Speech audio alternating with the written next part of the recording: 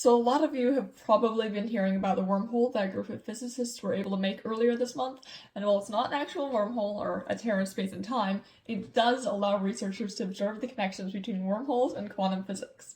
This theoretical connection is often called quantum gravity. The theories of general relativity and quantum mechanics have divided the physics community for nearly a century, but the holographic principle hypothesizes that these two theories are not in fact mutually exclusive, but instead fit together. The principle theorizes that general relativity space-time continuum can actually be described by quantum physics as a complex system of particles. While there's still disagreement on what exactly this experiment means, it could be seen as evidence for the holographic principle. Nevertheless, this is a big step towards being able to use quantum computers, or computers that run on quantum principles, to test quantum gravity. So way back in 2013, after decades of work researching quantum gravity, Juan Maldacena and Leonard Susskind hypothesized that there is not just a link, but an equivalency between wormholes and entanglement. Entanglement is a phenomenon in quantum physics where two particles remain connected even over long distances in space. Now, this was the first truly supported proposal that quantum physics and wormholes are linked, and they proposed that any system using the principles of entanglement could potentially be connected by a wormhole.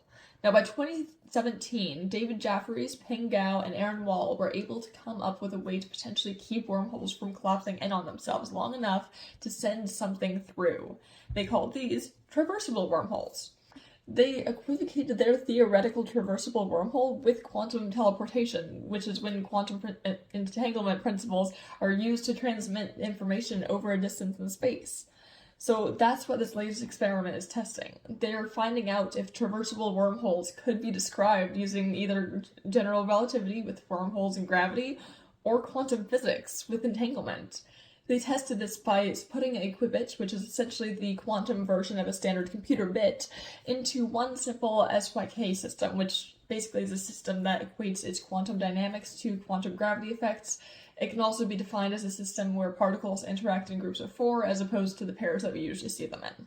Anyway, they inserted the qubit into the SYK system in Google's Sycamore quantum processor, and they looked at the other connected system.